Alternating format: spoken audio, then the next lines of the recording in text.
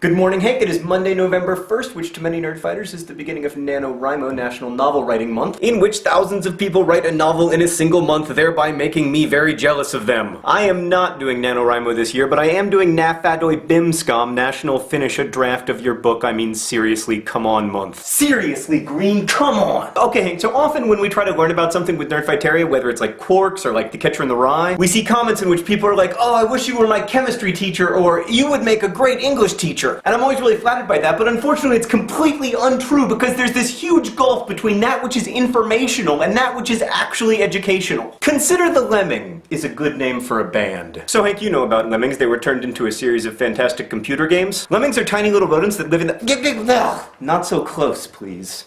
Better. Right, so lemmings are tiny rodents that live in the Arctic. And the one thing we all know about lemmings is that when their population gets too big, lemmings like to commit mass suicide by jumping off of cliffs. We've known this for a long time. Sigmund Freud referenced it in a lot of his work. And in fact, you can see lemmings commit mass suicide if you watch the 1958 Academy Award-winning documentary White Wilderness made by the Disney Company. It's a very famous documentary, Hank. Yeah, mostly famous for staging lemming suicide. Well, yes. Yes, that's technically true. Lemmings are not suicidal, they're just stupid, and sometimes when stupid animals go running, they run over cliffs. But for this documentary White Wilderness, the creators really wanted to have footage of lemmings committing suicide, and they couldn't find any footage of it because lemmings don't commit suicide. So what they did was they got a bunch of lemmings, they shipped them across Canada, and then they forced them to commit suicide. Now, I think that story raises a lot of interesting questions, including if you are forced to commit suicide, did you commit suicide? And to what extent can we rely on film and video documentaries to be factual? And how can we as viewers constantly stay mindful of all the events that are happening outside the frame? Oh, I know I just vogued, Hank. I'm a dancer. And to discuss those questions with any complexity, it would of course be necessary to read Susan Sontag's brilliant book regarding the pain of others, and a bunch of other stuff that we can't talk about in 4 minutes. So the fact that the Walt Disney Company staged the suicide of lemmings is an interesting fact, and it's informational, but it's not ultimately educational. And that's one of the problems, at least so far, with the internet. The internet is really, really good at providing information. It is proven less good at providing education. So Hank, your song about quarks is a wonderful, wonderful song, and it helps me to understand some things about quarks, but it doesn't give me the entire context that I need in order to understand,